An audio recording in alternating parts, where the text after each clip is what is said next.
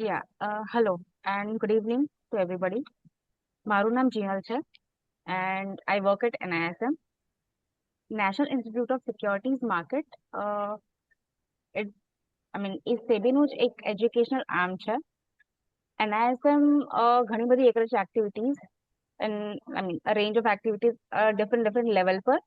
તેનું main objective છે overall securities માર્કેટમાં ક્વોલિટી સ્ટાન્ડર્ડ ઇમ્પ્રુવ કરવા. વી કેન ડિવાઈડ આપણે આ બધી એક્ટિવિટીઝને ટોટલ 5 એરિયામાં આપણે ડિવાઈડ કરી શકીએ છીએ.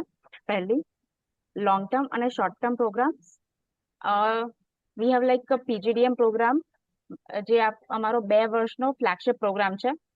Second is are certifications programme, certifications for the market intermediaries. હમણાં અમારી પાસે ટોટલ 37 સર્ટિફિકેશન્સ છે, જેમાંથી ઘણા મેન્ડેટરી અને ઘણા બધા નોન મેન્ડેટરી સર્ટિફિકેશન્સ છે.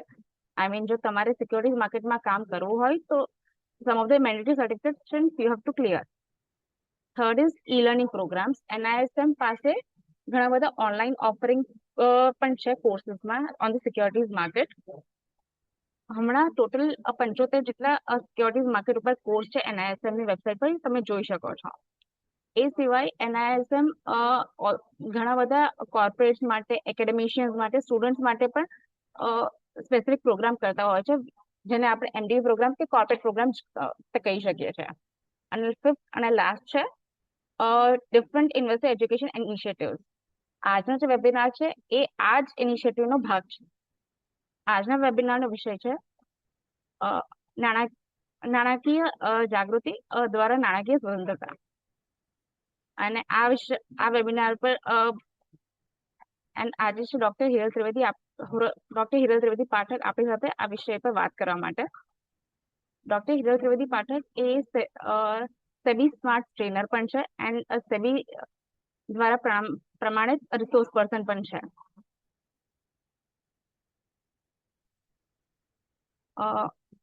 મેમને આ ફાઇનાન્સ અને કોમર્સ ફિલ્ડમાં ટોટલ 15 વર્ષનો અનુભવ છે.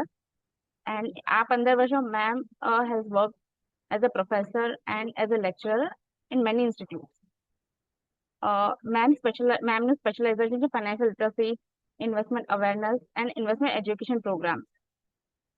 In association with SEBI, NSE, BSE, NSE, and CDSL, and બાકી ઘણા ઇન્સ્ટિટ્યુશન સાથે મળીને મેમે 300 કરતા પણ વધારે ઇન્ડિયામાં એ કર્યા છે પ્રોગ્રામ આ વિષય પર. Ma'am also has a PhD in microfinance. તો આ વિશે મેમ આ પ્રોગ્રામમાં હું તમારું સ્વાગત કરું છું. I hope our participants will enjoy this session. Thank you, Jinal ma'am. So good afternoon. NISM ના બિહાફ ઉપર હું તમારા બધાનું સ્વાગત કરું છું આજના ફાઇનાન્શિયલ લિટરેસીના સેશનમાં, જેનું નામ આપણે આપ્યું છે નાણાકીય જાગૃતિ દ્વારા આર્થિક સ્વતંત્રતા. જનરલી આપણે એવું જ હોય કે આર્થિક સ્વતંત્રતા બધાને જોઈએ છે, ઓકે, પણ એના માટે જે નાણાકીય જાગૃતિ હોવી જોઈએ. આર્થિક સ્વતંત્રતા કઈ રીતે મળે? તો એના માટે આપણે ઇન્વેસ્ટમેન્ટ્સ કરીએ, જેમ કે કમાવાનું સ્ટાર્ટ કરીએ છીએ તો જે પણ આપણી મંથલી ઇન્કમ આવે છે એ મંથલી ઇન્કમને આપણે ક્યાંક ને ક્યાંક ઇન્વેસ્ટ કરીએ છીએ અને વિચારીએ છીએ કે આ જે પણ આપણું ઇન્વેસ્ટમેન્ટ હશે એ મારા જે ફ્યુચરના અલગ અલગ પ્લાનિંગ્સ છે એના માટેનું જેટલું પણ ભંડોળ જોઈતું હશે, જેટલું પણ ફંડ જોઈતું હશે એ પૂરું પાડશે. તો એના માટે આપણે આર્થિક રીતે સ્વતંત્ર બનવું છે. પણ એના માટે ખૂબ ઇમ્પોર્ટન્ટ છે, ખૂબ મહત્વનું છે નાણાકીય જાગૃતિ. નાણાકીય જાગૃતિ એટલે શું?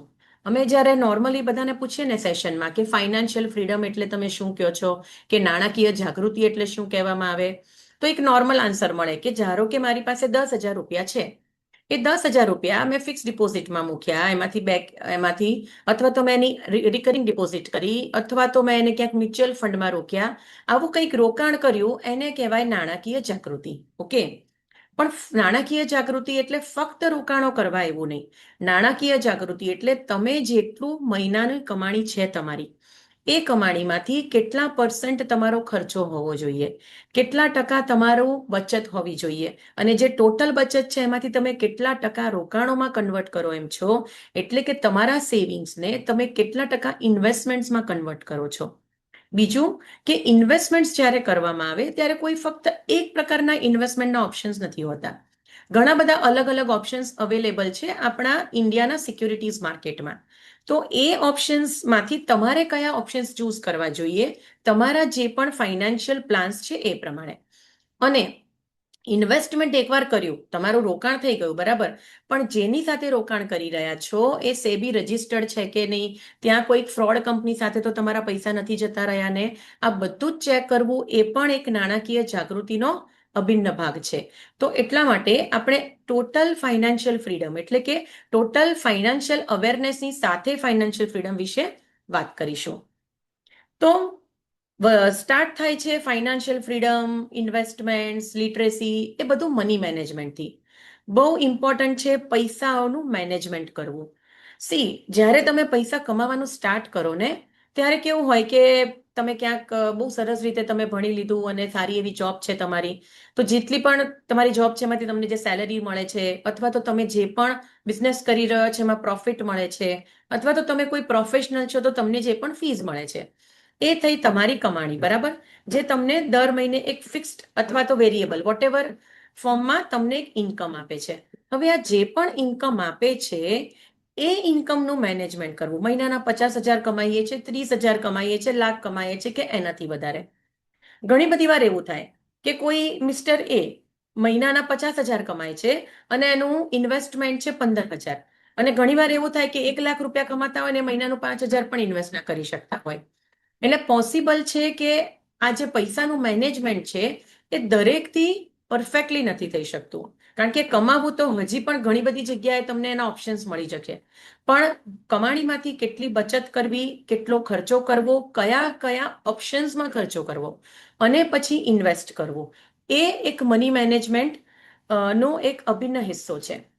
તો જનરલી જ્યારે વાત કરીએ કે કઈ રીતે પૈસા મેનેજ કરવામાં આવે, તો એક બે ઓપ્શન છે આપણી પાસે. ઓકે, પૈસા મેનેજ કરવાના, આપણા પોતાનું ટોટલ ફંડ મેનેજ કરવાના, કે મારી પાસે મહિનાની 50,000 સેલરી આવી કદાચ, તો સૌથી પહેલા હું શું કરીશ, એક આપણી નોર્મલ ઇન્ડિયન પેટર્ન છે કે જે દિવસે મારી સેલરી આવે છે કે જે મહિને આવી સેલરી આવે છે એમાંથી સૌથી પહેલા બધા જ ખર્ચા કરવામાં આવશે જે પણ બેઝિક નીડ્સ છે આપણી, ફૂડ છે, શેલ્ટર છે, તમારા જે પણ ઈએમઆઈ તમે ભરો છો, છોકરાઓ હોય તો એ લોકોની ફીસના તમે પૈસા ભરો છો, જે પણ તમારા એક્સપેન્સીસ છે મહિનાના, એ બધા તમારા 50,000, 70,000 જે પણ કમાઓ છો એમાંથી તમે મેનેજ કર્યા. એ પછી તમારી પાસે માની લો કે 20,000 રૂપિયા રહ્યા, તો બહુ મોટી અમાઉન્ટ રહી 20,000. એટલે હવે શું કરીએ, ટ્રીપ પ્લાન કરવામાં આવે, મોંઘા ફોન લેવામાં આવે, બ્રાન્ડેડ શોપિંગ કરવામાં આવે, ઓકે, ડિનર છે, લંચ છે, એ બધાના આઉટિંગ્સના ખર્ચા કરવામાં આવે, અને બધા ખર્ચા કરીએ પછી આપણને એમ થાય કે કંઈક બચશે હવે તો આપણે એને ઇન્વેસ્ટ કરીશું. જનરલી આ જ એક ટ્રેડિશનલ મિકેનિઝમ ચાલી રહ્યું છે કે income minus expenditure is equal to savings. જો કાંઈ બચ્યું ખર્ચામાંથી તો જ સેવિંગ્સ કરવામાં આવે, અને અહીંયા આપણું ફાઇનાન્શિયલ પ્લાનિંગ ડિફેક્ટિવ દેખાય છે. કારણ કે જો તમારે ફાઇનાન્શિયલ ફ્રીડમ જોઈએ છે તો એ ફાઇનાન્શિયલ ફ્રીડમ માટે તમારે બહુ પરફેક્ટલી તમારા ઇન્વેસ્ટમેન્ટ્સ કરવા પડશે, અને જે તમે ઇન્વેસ્ટમેન્ટ કરી રહ્યા છો એ ઇન્વેસ્ટમેન્ટ ક્યારે થાય કે જ્યારે તમારી પાસે મહિનાની 50 કે 70,000ની સેલરી આવે છે તો એમાંથી સૌથી પહેલા તમે તમારા સેવિંગ્સને સાઈડમાં લો. ઓકે, ધારો કે મહિનાના 20%, 25%, 30% જેટલું પણ સેવિંગ તમે કરી શકો એમ છો, એ સેવિંગ્સ તમે સાઈડમાં રાખો, તમારા ઇન્વેસ્ટમેન્ટ સાઈડમાં રાખો. એ પછી જે બચે છે એમાંથી તમે તમારી દરેક મહિનાની જરૂરતોને પૂરી કરો. કારણ કે જ્યારે મહિનાની બેઝિક નીડ્સની વાત કરીએ તો બેઝિક નીડ્સના તો છે ને ખાલી 50% જ હોય.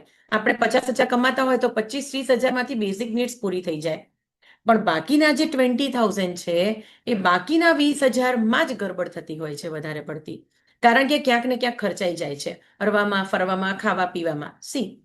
એક પરફેક્ટ લાઈફસ્ટાઈલ હોય, એવું નથી કહેતા કે હરવા ફરવામાં, ખાવા પીવામાં પૈસા નહીં આપણા જવા જોઈએ, પણ એનું પણ એક પરફેક્ટ રેશિયો હંમેશા ડિસાઇડેડ હોવો જોઈએ.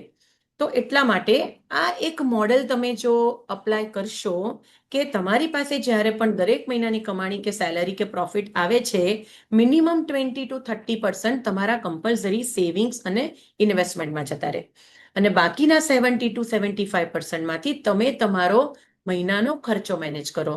તો આઈ એમ વેરી શ્યોર કે તમારા જેટલા પણ ફ્યુચરના ખર્ચા છે, જેટલા પણ તમારા ફ્યુચરના પ્લાનિંગ્સ છે, એ ફક્ત ને ફક્ત તમારા ફંડ્સમાંથી કે તમારા ઇન્વેસ્ટમેન્ટમાંથી મેનેજ થઈ જશે. આ સ્ટ્રેટેજી આપવામાં આવી છે વોરન બફેટ સર દ્વારા. આપણે જો બધા જ જાણતા હશે વોરન બફેટ સરને, કે સર વર્લ્ડ નંબર 1 ઇન્વેસ્ટર. તમે કહીએ તો વર્લ્ડના બહુ important, he is investing like anything. અને જ્યારે ઇન્વેસ્ટમેન્ટની સ્ટ્રેટેજીસની વાત આવે ત્યારે લોકો એમની સ્ટ્રેટેજીસને ફોલો કરે છે. ઓકે, તો હવે આટલા બધા ઇન્વેસ્ટમેન્ટ્સ કેમ કરવાના? તમને એવો પણ ક્વેશ્ચન થશે કે ભાઈ કમાઈએ છે કોના માટે? ઘણી બધી વાર એવું થાય ને કે કમાઈએ છીએ આપણે પોતાના માટે, તો આપણે પોતાના પર જ કેમ ના ખર્ચીએ? હરવાનું, ફરવાનું, ખાવાનું, પીવાનું, કપડાં લેવાના ને બધું.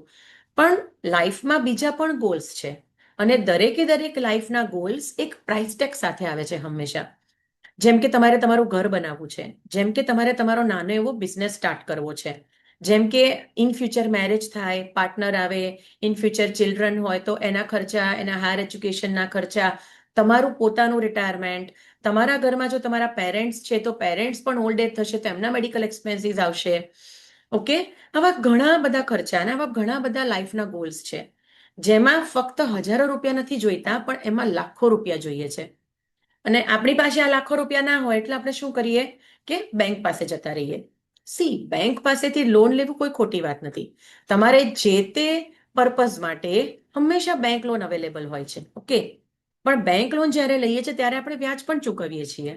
એની જ જગ્યાએ જો મિનિંગફુલી આપણા દરેક મહિનાની સેલરીને ઇન્વેસ્ટ કરીએ તો ઇન્વેસ્ટમેન્ટ આપણને ઇન્ટરેસ્ટ કમાવીને આપે છે. આપણે ઇન્ટરેસ્ટ ચૂકવવું નથી પડતું. તો અહીંયા હું હંમેશા સેશનમાં એક જ વાત કહું છું કે નાઉ ઇટ ઇઝ યોર ચોઇસ. તમારે ઇન્ટરેસ્ટ ચૂકવવું છે કે તમારે ઇન્ટરેસ્ટ અર્ન કરવું છે. ઓકે, તો એવી રીતે કરી શકાય કે ભાઈ તમારે આજે 2 કે 3 વર્ષ પછી નાનો એવો બિઝનેસ સ્ટાર્ટ કરવો છે, તો 2 કે 3 વર્ષ સુધી તમે ક્યાંક જોબ કરો, અને જે તે જોબ કરો છો એમાંથી 25, 30, 35% જેટલું પણ પોસિબલ હોય એટલું ઇન્વેસ્ટમેન્ટ કરો. અને એવી રીતે ઇન્વેસ્ટ કરો કે 3 વર્ષ પછી જ્યારે બિઝનેસ સ્ટાર્ટ કરવો છે ત્યારે એ ફંડ તમારી પાસે હોય. એક ફંડ રિટાયરમેન્ટ માટે અલગ રાખો કે જ્યારે આજથી 30, 40, 20 વર્ષ જ્યારે પણ રિટાયર થશો ત્યારે તમારી પાસે એટલા ફંડ્સ હોવા જોઈએ કે તમારું રૂટીન ચાલી જાય, તમારા જે નોર્મલ મેન્ટેનન્સ એક્સપેન્સીસ છે ચાલી જાય, અને જો તમને કોઈ મેડિકલ ઇમરજન્સીસ આવે તો એના માટે પણ તમારી પાસે ફંડ્સ હોય. તો દરેકે દરેક લાઈફ ગોલ્સ માટે તમારા અલગ અલગ ઇન્વેસ્ટમેન્ટ્સ હોવા જોઈએ. કે હવે આજે ઇન્વેસ્ટમેન્ટ્સની વાત કરીએ એ પહેલા 2 પ્રકારની ઇન્કમ હોય છે, એક્ટિવ ઇન્કમ અને પેસિવ ઇન્કમ. તો એક્ટિવ ઇન્કમ એટલે જેમ હમણાં ડિસ્કસ કર્યું બિફોર 5-10 મિનિટ્સ, કે ધારો કે તમે ક્યાંક જોબ કરો છો, તમને સેલેરી મળી. ધારો કે તમે ક્યાંક તમારો પોતાનો બિઝનેસ છે તો તમને પ્રોફિટ મળ્યો, નફો થયો, અને તમે કોઈ પ્રોફેશનલ છો તો તમને ફીઝ મળી. આ શું થયું? તમારી એક્ટિવ ઇન્કમ, જેના માટે તમે એક્ટિવલી એફર્ટ્સ કરી રહ્યા છો. આપણે કમાવા માટે દિવસના 8 કલાક, 10 કલાક, 12 કલાક આપીએ છીએ. એ થઈ એક્ટિવ ઇન્કમ, જે મેનેજેબલ છે. ઓકે, પણ જે પેસિવ ઇન્કમ છે એ દરેકનું કામ નથી. પેસિવ ઇન્કમ એટલે શું કે તમારી એક્ટિવ ઇન્કમમાંથી તમે અમુક પર્સન્ટેજને ઇન્વેસ્ટ કર્યા, અને આ ઇન્વેસ્ટમેન્ટ તમને જે કમાવીને આપે છે, ધારો કે તમે ક્યાંક ઇન્વેસ્ટમેન્ટ શેરમાં ઇન્વેસ્ટ કર્યું, તમને ડિવિડન્ડ મળ્યું. તમે ફિક્સ ડિપોઝિટ કે ડિબેન્ચર્સમાં ઇન્વેસ્ટ કર્યું તો તમને એનું વ્યાજ મળ્યું. તમે રિયલ એસ્ટેટમાં ઇન્વેસ્ટમેન્ટ કર્યું, એટલે કે તમે જમીન, મકાન, દુકાન લઈને તમે ભાડે આપ્યું તો તમને એનું ભાડું મળ્યું, રેન્ટ મળ્યું. તો આ છે તમારી પેસિવ ઇન્કમ. તો પેસિવ ઇન્કમ મેનેજ કરવી એ જ ખૂબ ડિફિકલ્ટ વસ્તુ છે. તો આજના સેશનમાં એ જ જોવાનું છે કે પેસિવ ઇન્કમ તમારી ઇફેક્ટિવલી મેનેજ થવી જોઈએ. જનરલી તો એવું કહેવામાં આવે છે કે તમારી પેસિવ ઇન્કમ એટલીસ્ટ તમે 45 કે 50 એજ ઉપર પહોંચો ત્યારે તમારી પેસિવ ઇન્કમ તમારી એક્ટિવ ઇન્કમ જેટલી જ હોવી જોઈએ. એવી રીતે તમે તમારા ઇન્વેસ્ટમેન્ટ શરૂ કરો. ઓકે, તો પેસિવ ઇન્કમ ફક્ત ને ફક્ત સેવિંગ્સથી નહીં બને. ઘણી બધી વાર આપણને પેલી ઇન્ડિયન ટ્રેડિશનલ પેટર્નથી સેવિંગ્સ કરવાની આદત હોય કે એકદમ સેફ ચાલવું હોય છે. એકદમ સેફ ચાલવા માટે શું કરીએ? ફિક્સ ડિપોઝિટ કરી, પોસ્ટ ઓફિસ સેવિંગ્સ અકાઉન્ટ કર્યા, રિકરિંગ ડિપોઝિટ્સ કરી, અને ધેટ્સ ઓલ. આવી રીતે મારી પાસે પૈસા છે એટલે મારી પાસે જેટલા એક્સ્ટ્રા થાય છે, ઘણા બધાની એવી આદત હોય કે મહિનાના 50,000 હું કમાઉં છું તો 10,000 કમ્પલસરી આરડી કરી નાખી, વર્ષે અમુક ભેગા કરીને કમ્પલસરી 1,00,000-1.5 લાખ રૂપિયાની એફડી કરી નાખી. પણ ફક્ત ને ફક્ત આ સેવિંગ્સ છે. સેવિંગ્સમાં તમને જે રેટ ઓફ ઇન્ટરેસ્ટ મળે છે, જે વ્યાજના દર છે સેવિંગ્સમાં એ ઘણા ઓછા હોય છે, જેમ કે 6, 6.5, 7, 7.5% જેટલા. અને એના પર પણ જે વ્યાજ મળે એ ઘણી બધી વાર તમારું ટેક્સેબલ હોય છે. તો ફક્ત ને ફક્ત સેવિંગ કરીને તમે તમારા ફ્યુચરના દરેકે દરેક ફાઇનાન્શિયલ ગોલ માટે એક સારું એવું ફંડ નહીં ઊભું કરી શકો. એના માટે શું કરવું પડશે? તમારે ઇન્વેસ્ટમેન્ટ્સ કરવા પડશે. કારણ કે માર્કેટમાં આપણી ઇન્ડિયન ઇકોનોમી લઈને ની વાત કરો કે તમે ગ્લોબલ ઇકોનોમીની વાત કરો, મોંઘવારી દરેક જગ્યાએ છે. ઇન્ફ્લેશન એટલે કે મોંઘવારી. તો મોંઘવારીની વાત કરીએ તો મોંઘવારીના બે ઇમ્પેક્ટ હોય છે. મોંઘવારીના કારણે કન્ટિન્યુઅસ જે જનરલ પ્રાઇસ લેવલ છે એમાં વધારો થતો જાય છે. તમે કોઈ પણ નાની એવી પ્રોડક્ટ લઈ લો કે કોઈ પણ નાની એવી સર્વિસીસ લઈ લો, જેમ કે રેલવે તમે મુસાફરી કરો છો તો એના જે પણ રેટ્સ છે, બરાબર, પબ્લિક ટ્રાન્સપોર્ટ છે, પ્રાઇવેટ ટ્રાન્સપોર્ટ છે, નોર્મલ બેઝિક નીડ્સની વાત કરીએ તો ફ્રૂટ્સ છે, વેજીટેબલ્સ છે, સ્ટેશનરીના એક્સપેન્સ છે, તમારે આ કોઈ પર્સનલ નીડ્સ માટેની કોઈ પ્રોડક્ટ્સ છે, મેડિકલ ઇમરજન્સીસ અથવા તો મેડિકલ એક્સપેન્સીસ છે, એજ્યુકેશનલ એક્સપેન્સીસ છે, આ બધા જે એક્સપેન્સીસ છે એ બધામાં કન્ટિન્યુઅસ ભાવ વધારો થતો રહે છે. તો આ એક ઇફેક્ટ છે મોંઘવારીની, કે ભાવ સતત વધતા જાય છે. દરેકે દરેક ચીજ વસ્તુના ભાવ કન્ટિન્યુઅસ વધતા જાય છે. બીજી વાત છે, બીજી ઇમ્પેક્ટ છે ઇન્ફ્લેશનની, કે મોંઘવારીના કારણે પૈસાની મૂલ્ય ઓછું થતું જાય છે. જેમ કે 1,000 રૂપિયામાં હું 10 વર્ષ પહેલા કોઈ વસ્તુ શોપિંગ કરવા જતી હતી સુપરમાર્કેટમાં, અને આજે એ જ 1,000 રૂપિયા લઈને હું જો સુપરમાર્કેટમાં જઉં તો 10 વર્ષ પહેલા જેટલા હું શોપિંગ કરી શકતી હતી એની કરતા ઘણું ઓછું મારી પાસે વસ્તુ આવશે. કારણ કે મોંઘવારી છે, અને મોંઘવારીના કારણે તમારા જે પણ તમારી પાસે જે મૂલ્ય છે, પૈસાનું મૂલ્ય ઘટતું જાય છે. તો આ બધી જ વસ્તુ સામે જો તમારે પ્રોટેક્શન જોઈતું હોય, કે જો તમારે if you want to bit inflation, તો એક જ ઓપ્શન છે, એ છે ઇન્વેસ્ટમેન્ટ્સ, એટલે કે રોકાણો. હવે એક કેલ્ક્યુલેટિવલી હું તમને સમજાવું કે ધારો કે આજે તમારું ઘર ચાલી રહ્યું છે 30,000માં. જસ્ટ એક એઝમ્પશન છે, ઓકે, કે તમારી ઘરની જે બેઝિક નીડ્સ છે એના માટે તમે 30,000 રૂપિયા ખર્ચો છો. અને અહીંયા આપણે ઇન્ફ્લેશન અઝ્યુમ કર્યું છે 5%ના દરે. જનરલી આપણે ઓન એન એવરેજ ઇન્ડિયામાં રેટ ઓફ ઇન્ફ્લેશન છે 6.5 થી 7%. ઓકે, પણ અહીંયા 5% આપણે અઝ્યુમ કર્યું છે. તો આજે તમે જે ખર્ચા માટે 30,000 રૂપિયા ચૂકવી રહ્યા છો, આજથી 5 વર્ષ પછી સેમ ખર્ચા માટે, સેમ સેટ ઓફ એક્સપેન્સ માટે તમે 10,000 એક્સ્ટ્રા એટલે 40,000 ચૂકવો છો. અને જો 20 વર્ષની વાત કરીએ તો જે ખર્ચા માટે પહેલા 30,000 ચૂકવવામાં આવતા હતા એ જ ખર્ચા માટે સેમ એક્સપેન્સ, તમે એક પણ ખર્ચો વધાર્યો નથી, ઓકે, છતાં પણ એ 30,000ની સામે તમારે 80,000 ચૂકવવા પડે છે. વિચારો તમે, 50,000 તમારો ખર્ચો વધી ગયો, તમારા કોઈ પણ એક્સ્ટ્રા નંબર ઓફ એક્સપેન્સ નથી વધ્યા. ઓકે, આ છે ઇન્ફ્લેશનની ઇફેક્ટ, કે કન્ટિન્યુઅસ ભાવ વધે છે, એના કારણે તમારા ખર્ચા વધે છે. અને બીજી ઇમ્પેક્ટ મેં કીધી કે પૈસાનું મૂલ્ય ઓછું થતું જાય છે. તો ધારો કે તમારી પાસે 1,00,000 રૂપિયા છે આજે. આ 1,00,000 રૂપિયા જો એમ જ તમે રાખો છો તમારી પાસે, તો એની વેલ્યુ આજથી 20 વર્ષ પછી 35,000ની આસપાસ હશે. એટલે આજે જો આપણે કહીએ કે મારી પાસે 1 કરોડ રૂપિયા છે કે 5 કરોડ રૂપિયા છે, થઈ રહેશે, મારું રિટાયરમેન્ટ નીકળી જશે, તો એ વસ્તુ પોસિબલ નથી. કારણ કે લાખ રૂપિયા કે કરોડ રૂપિયા કે 5 કરોડ કે 10 કરોડ તો એમને એમ જ રહેવાના છે, પણ એની રિયલ વેલ્યુ ઓછી થઈ જવાની છે. એટલા માટે ઇન્વેસ્ટમેન્ટ કરવા જોઈએ. ધારો કે તમે ઇન્વેસ્ટમેન્ટ કરો છો અને તમને એક મોડરેટ રિટર્ન મળે છે, ઓન એન એવરેજ ધારો કે 12% રિટર્ન મળે તમને. 12% રિટર્નમાંથી 6% પણ તમે જો તમારો ભાવ વધારો, એટલે કે મોંઘવારી માટે તમે જો એને અપ્લાય કરો છો, તો બાકીના જે 5 કે 6% વધે છે એને તમે રીઇન્વેસ્ટ કરી શકો છો, અથવા તો તમે એને બીજા ખર્ચા માટે યુઝ કરી શકો છો. એટલા માટે ઇન્વેસ્ટમેન્ટ કરવું જોઈએ, અને તે પણ લાંબા સમયગાળા માટે કરવું જોઈએ. બીકોઝ આ રીતે તમે જો પૈસા ફક્ત મૂકી રાખ્યા તો એ પૈસાની વેલ્યુ ઓછી થશે, જેના કારણે તમને એટલો બેનિફિટ નહીં મળે, અને તમારા ફાઇનાન્શિયલ ગોલ એટલા સક્સેસફુલી બીટ નહીં થઈ શકે. નાવ હવે એના માટે સૌથી પહેલા તો બજેટિંગ ઉપર ધ્યાન રાખવાનું રહે છે, કે તમારા એક્સપેન્સીસને ટ્રેક કરો. જનરલી કેવું હોય કે મારા જેટલા પણ ખર્ચા છે, જનરલી આપણે આદત તો ઘણા બધાને હોય છે, છતાં પણ હું ફરી વાર કહીશ કે એક ડાયરી મેન્ટેન કરવાની આદત પાડીએ. એમાં રોજના જેટલા પણ ખર્ચા છે, જરૂરી બિનજરૂરી, એ બધા જ ખર્ચાનું એક લિસ્ટ બનાવો અને 1 મહિના પછી એને એનાલિસ કરશો ને તો બહુ ફર્મલી હું કહી શકું કે એટલીસ્ટ એમાંથી જે તમે નોર્મલ બીજા બધા ખર્ચા કર્યા છે તમારી બેઝિક નીડ્સ સિવાયના, એમાંથી 20 કે 30% એવા હોય જ કે જેના માટે ખર્ચો ના કરીએ તો ચાલે. અને એ જ 20 કે 30% તમારા ઇન્વેસ્ટમેન્ટમાં તમે કન્વર્ટ કરી શકો, જે તમને ઇન્ટરેસ્ટ કમાવીને આપે છે. એટલા માટે તમારી બાઇંગ પેટર્ન્સ જુઓ. દરેક આપણા હ્યુમન બિંગની છે ને એક બાઇંગ પેટર્ન છે. ધારો કે મને ફેશન આઇટમ્સ લેવાની બહુ શોખ છે, તો મારા વધારે પડતા ખર્ચા એમાં હશે, જરૂરી હોય કે ના જરૂરી હોય. કોઈને ગેઝેટ્સ લેવાનો બહુ શોખ છે, તો ગેઝેટ્સ જરૂરી છે કે નહીં જરૂરી આપણે એને લીધા કરીશું. પ્લસ જે ઓનલાઈન શોપિંગ સિસ્ટમ્સ છે એના કારણે બહુ બધી વાર અનનેસેસરી વસ્તુ આપણા ઘરમાં આવતી જાય છે. તમે જુઓ તો અમેઝોન, ફ્લિપકાર્ટ, મીશો, એ બધા ઉપરથી એવરી વીક એક બે પાર્સલ આવતા હોય છે, જે એકચ્યુઅલી જરૂરી નથી.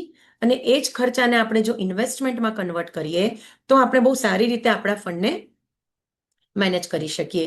નીડ્સ અને વોન્ટ્સ વચ્ચે એક ફરક તમને પણ ખબર પડવી જોઈએ, કારણ કે આ જે વિશીસ છે, આજે તમારી એસ્પિરેશન્સ છે કે મારે 5 સ્ટાર હોટલમાં જવું છે, કે મારે દર 2-3 મહિને ટ્રીપ કરવી છે, કે મારે આઈફોન જોઈએ છે, કે બ્રાન્ડેડ શોપિંગ, એમાં તમે મોડરેટ ખર્ચો કરી શકો, મીડિયમ લેવલનો ખર્ચો કરી શકો અને બાકીના જે અમાઉન્ટ છે એને તમે ઇન્વેસ્ટ કરી શકો. તો આવી રીતે તમે તમારું બજેટિંગ પેટર્ન ઇમ્પ્રૂવ કરી શકો, જેનાથી તમે ઇન્વેસ્ટમેન્ટ્સ બેટર બનાવી શકો. ઇન્વેસ્ટમેન્ટથી ફક્ત ને ફક્ત મોંઘવારીમાં તમને રાહત નથી મળતી, પણ બીજો એ પણ બેનિફિટ છે કે ઇન્વેસ્ટમેન્ટમાં તમને ચક્રવૃદ્ધિ વ્યાજ એટલે કે કમ્પાઉન્ડ ઇન્ટરેસ્ટનો બેનિફિટ મળે છે. જ્યારે તમે સેવિંગ્સ કરો છો ત્યારે તમને ફક્ત સાદું વ્યાજ મળે છે, અને તમે જ્યારે ઇન્વેસ્ટમેન્ટ્સ એટલે કે રોકાણો કરો છો તો તમને ચક્રવૃદ્ધિ વ્યાજનો એટલે કે કમ્પાઉન્ડ ઇન્ટરેસ્ટનો બેનિફિટ મળે છે. સાદા વ્યાજમાં તમે જે પણ મુદ્દલ રોકી છે, એટલે તમે જે પણ પ્રિન્સિપલ અમાઉન્ટ રોકી છે એના પર જ ફક્ત તમને તમારું વ્યાજ મળે છે. ઓકે, જેટલા વર્ષ માટે તમે એ સેવિંગ્સ કર્યું હોય. અને જ્યારે કમ્પાઉન્ડિંગની વાત કરીએ, ઇન્વેસ્ટમેન્ટ્સની વાત કરીએ, તો તમારી જે પણ પ્રિન્સિપલ અમાઉન્ટ છે એ પ્રિન્સિપલ અમાઉન્ટ પર તો તમને મળે જ છે વ્યાજ, પણ તમને જે વ્યાજ મળતું જાય છે, જે પાસ્ટમાં વ્યાજ મળ્યું છે એના પર પણ વ્યાજ મળે છે. તો પ્રિન્સિપલ અમાઉન્ટ પર વ્યાજ મળે છે અને વ્યાજ પર પણ વ્યાજ મળે છે. તો આ કમ્પાઉન્ડિંગ ઇફેક્ટના કારણે તમારા ઇન્વેસ્ટમેન્ટ તમને નાની એવી અમાઉન્ટ પણ ઇન્વેસ્ટ કરી હોય તો પણ તમને ઘણું મોટી માત્રામાં, ઘણી સારી માત્રામાં તમને ફંડ ક્રિએટ કરી આપે છે. પ્લસ તમે ઘણી બધી રીતે ટેક્સ પણ સેવ કરી શકો છો.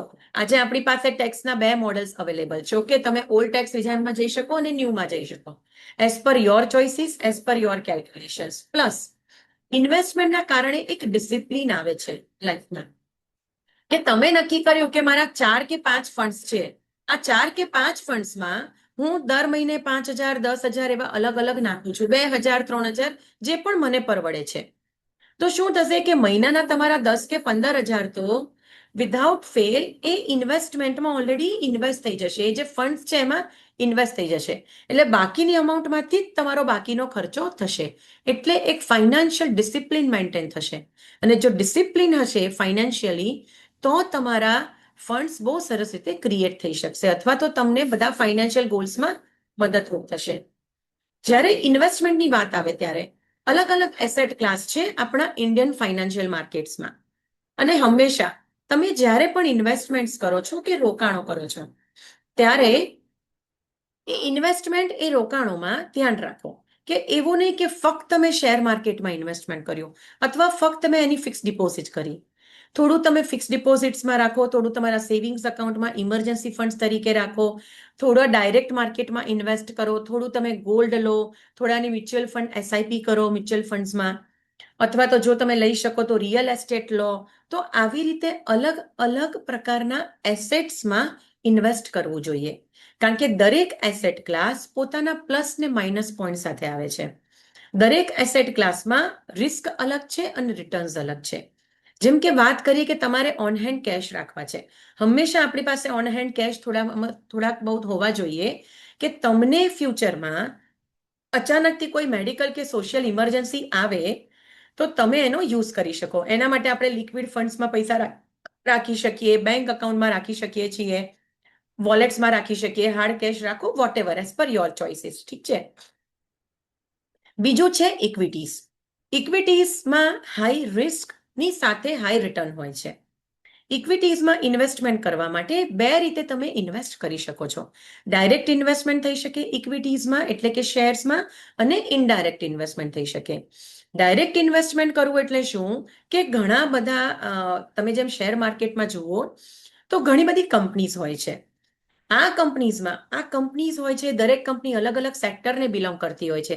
જેમ કે આઈટી સેક્ટરની કંપનીઝ અલગ છે, બેન્કિંગ એન્ડ ફાઇનાન્શિયલ સેક્ટર્સની કંપની અલગ છે, રિયલ એસ્ટેટની કંપનીઝ અલગ છે, અને દરેકે દરેક ઘણી બધી કંપનીઝના પોતાના શેર્સ હોય છે. તો આપણે જો જાતે ઇન્વેસ્ટમેન્ટ કરવું હોય શેર માર્કેટમાં, તો સૌથી પહેલા તો આ સેક્ટર્સને ચેક કરવા પડે કે ઘણા બધા સેક્ટર છે આપણી ઇન્ડિયન ઇકોનોમીમાં. તો આ સેક્ટરમાંથી કયા સેક્ટરમાં અત્યારે જો હું ઇન્વેસ્ટ કરીશ અથવા તો લાંબા ગાળા માટે જો મારું ઇન્વેસ્ટમેન્ટ ચાલશે તો મને ફાયદાકારક રહેશે. પછી એમાંથી તમે ટોપ કંપનીઝ શોધશો કે કઈ કંપનીના છેલ્લા 5 વર્ષમાં ગ્રોથ બેતાડ્યો છે, કઈ કંપનીના પ્રોફિટ્સ વધતા ગયા છે, કઈ કંપનીની શેર પ્રાઇસીસ વધતી ગઈ છે કન્ટિન્યુઅસલી, કઈ કંપની ડિવિડન્ડ્સ આપે છે. આ બધું જ ચેક કરવામાં આવે અને પછી તમે ડિસાઇડ કરો કે કઈ કંપનીના શેરમાં હું રોકાણ કરીશ. આ થયું તમારું ડાયરેક્ટ ઇન્વેસ્ટમેન્ટ. બીજું છે ઇનડાયરેક્ટ વેમાં ઇન્વેસ્ટ કરો, એટલે કે તમે મ્યુચ્યુઅલ ફંડ થ્રુ ઇન્વેસ્ટ કરી શકો. મ્યુચ્યુઅલ ફંડમાં ફંડ મેનેજર્સ હોય છે અને આ ફંડ મેનેજર એક્સપર્ટ્સ છે માર્કેટ્સના. એ લોકો પાસે રિસર્ચ એનાલિસ્ટની આખી ટીમ હોય છે અને આ ટીમ શેર માર્કેટમાં જેટલી પણ કંપનીઝ પરફોર્મ કરી રહી છે એ બધી જ કંપનીનો ડે ટુ ડે એનો એનાલિસિસ કરવામાં આવે છે. તો એ લોકોને ખૂબ વ્યવસ્થિત રીતે ખબર હોય છે કે કઈ કંપનીના શેરમાં રોકાણ કરવા જેવું છે અને કઈ કંપની સ્કીપ કરવા જેવી છે. તો લાઇકવાઇઝ તમે ઇક્વિટીઝમાં એટલે કે શેર્સમાં રોકાણ કરી શકો છો. તમારું જો ફાઇનાન્શિયલ એનાલિસિસ સારું છે, તમને જો શેર માર્કેટ્સની નોલેજ સારી છે, તો તમે ડાયરેક્ટ કરી શકો. અધરવાઇઝ તમે મ્યુચ્યુઅલ ફંડમાં પણ ઇન્વેસ્ટમેન્ટ કરી શકો. ઇન્ડેક્સ ફંડ્સ છે. ઇન્ડેક્સ ફંડ્સ એવા ફંડ છે જે પેસિવ ટાઈપના ફંડ છે. આ ઇન્ડેક્સ ફંડ કોઈ એક ઇન્ડેક્સને ફોલો કરે છે અને એ ઇન્ડેક્સ જે રીતે આગળ વધે છે, એ ઇન્ડેક્સ જેટલું ગ્રો કરે છે એટલા તમારા ફંડ્સ ગ્રો કરે છે. જેમ કે નિફ્ટી 50 છે, જેમ કે બીએસસી સેન્સેક્સ છે, એ પ્રમાણે. તો આ લાંબા સમયગાળા માટે તમે જ્યારે કોઈ ઇન્વેસ્ટમેન્ટ પ્લાન કરી રહ્યા હો ત્યારે તમે ઇન્ડેક્સ ફંડ છે, ઇટીએફ છે, ગોલ્ડ ઇટીએફ છે, આ બધા ઓપ્શન્સમાં તમે ઇન્વેસ્ટ કરી શકો છો. બીજું કે ફિક્સ્ડ ઇન્કમ વાળી પણ સિક્યુરિટીઝ છે જેમાં પણ આપણું ઇન્વેસ્ટમેન્ટ હોવું જોઈએ. જેમ કે ફિક્સ ડિપોઝિટ છે, રિકરિંગ ડિપોઝિટ્સ છે, ઈપીએફ પીપીએફ છે, પોસ્ટ ઓફિસ સેવિંગ્સ અકાઉન્ટ અને એની અલગ અલગ પ્રોડક્ટ્સ છે. તો આ બધામાં પણ આપણા 10% જેટલા પોર્ટફોલિયોનું અમાઉન્ટ આમાં ડાયવર્ટેડ હોવી જોઈએ.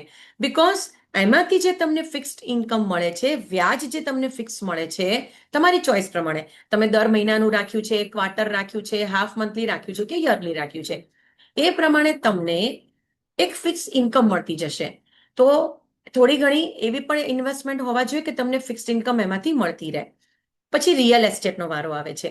રિયલ એસ્ટેટમાં પણ આપણે ગુજરાતીઓ ઘણું ઇન્વેસ્ટ કરીએ છીએ. ઓકે, જનરલી બધાની કોઈ એક્સ્ટ્રા દુકાન હોય કે કોઈ એક્સ્ટ્રા ફ્લેટ હોય જેને ભાડામાં આપ્યા આવ્યો હોય, પણ જ્યારે તમે ઇન્વેસ્ટ કરો છો રિયલ એસ્ટેટમાં ત્યારે એના મેન્ટેનન્સ એક્સપેન્સીસ અને તમને જેટલું ભાડું મળવાનું છે જે તે એરિયાનું, જે તે પ્રોપર્ટીનું, એને હંમેશા થોડું કમ્પેર કરી લેજો. કારણ કે એના મેન્ટેનન્સ એક્સપેન્સીસ જે હોય છે એ ઘણી બધી વાર એક્ઝેક્ટ તમારા ભાડા જેટલા થઈ જાય છે, અથવા તો તમે એને લોન ઉપર લીધું છે તો તમે જે લોનનો હપ્તો ચૂકવો છો, જે મેન્ટેનન્સ ચૂકવો છો અને એની સામે તમને જે ભાડું મળે છે, આ બધુંનો એક કમ્પેરેટિવ એનાલિસિસ કરી લઈએ પછી તમે રિયલ એસ્ટેટમાં રોકાણ કરો. બીજો ઓપ્શન છે રિયલ એસ્ટેટમાં રોકાણ કરવા માટે રીટ, real estate investment trust.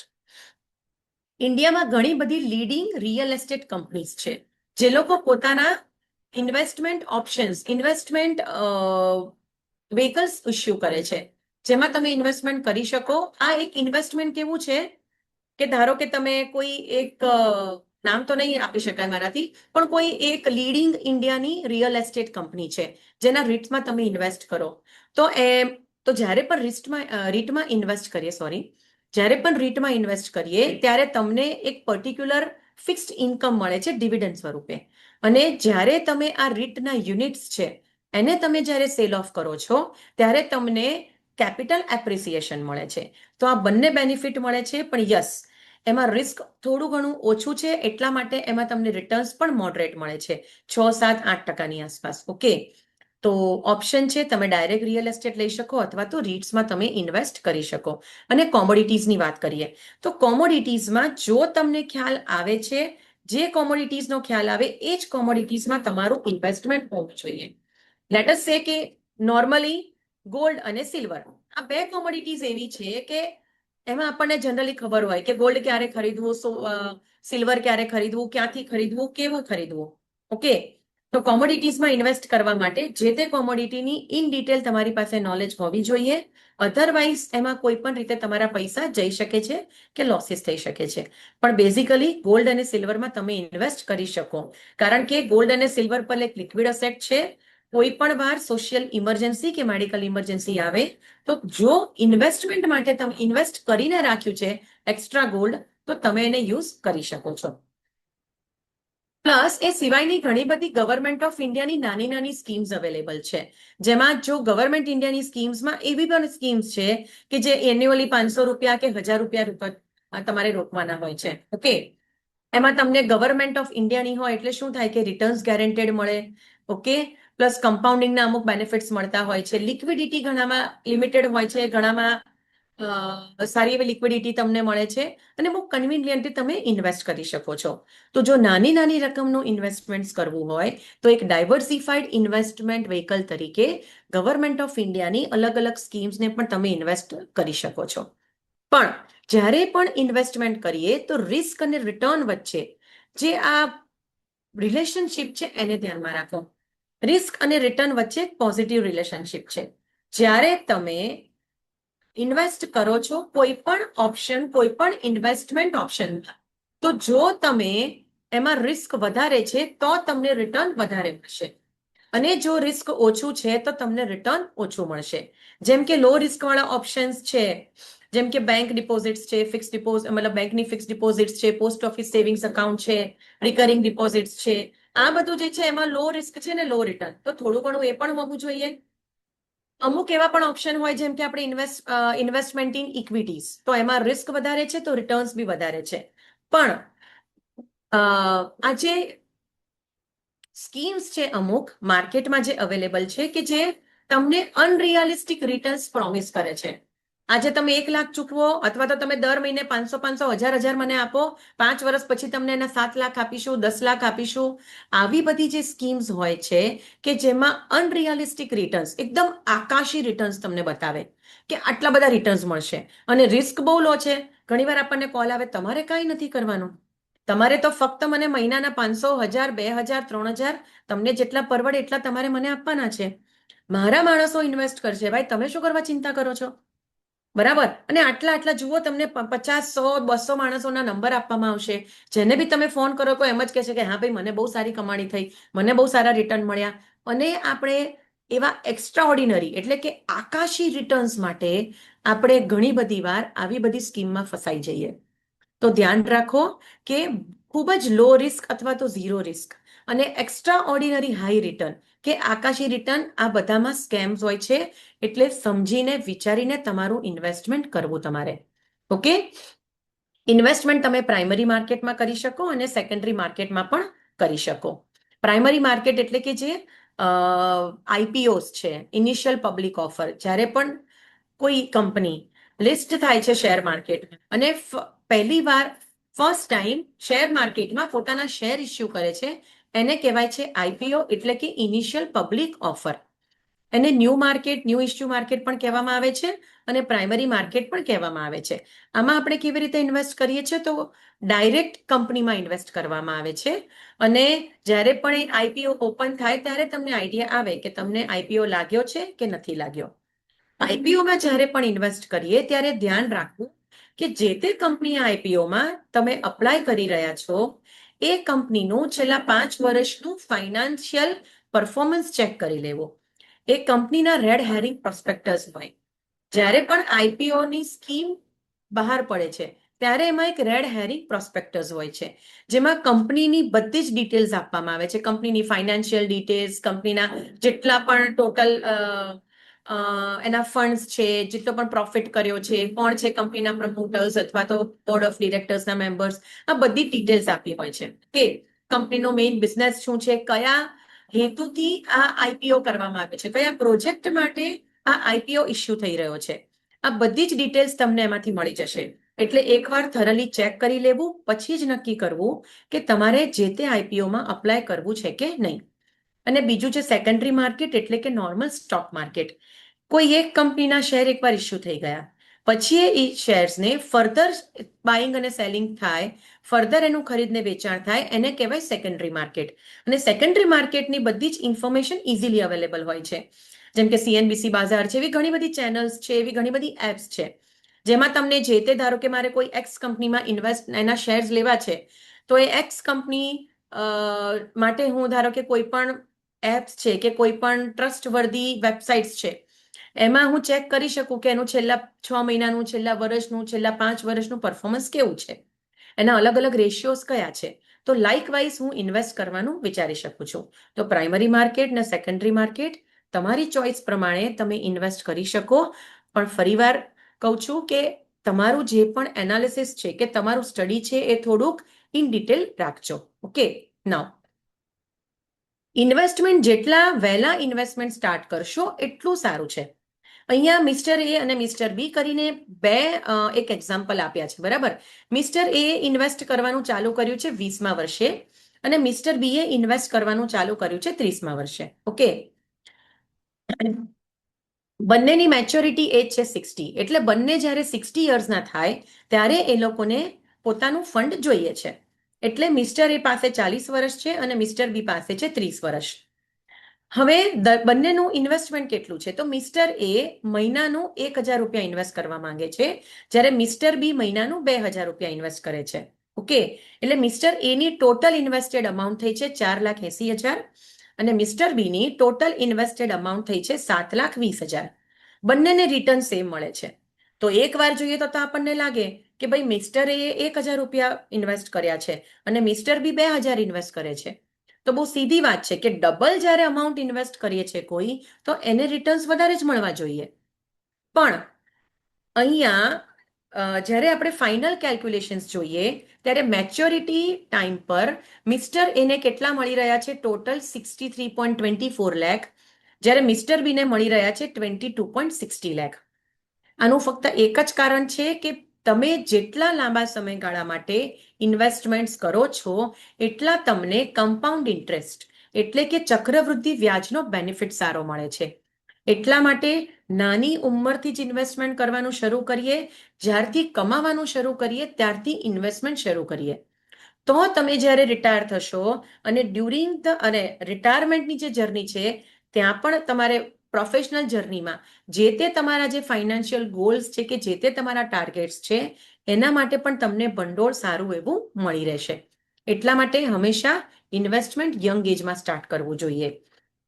Mutual ફંડની જેમ વાત કરીએ એમ કે એમાં ફંડ મેનેજર્સ છે જે સ્પેસિફિકલી એક પોલિસી, એક સ્ટ્રેટેજી બનાવે છે અને તમારી રિક્વાયરમેન્ટ પ્રમાણે તમારા જે પણ એસઆઈપીની અમાઉન્ટ છે એને ઇન્વેસ્ટ કરે છે.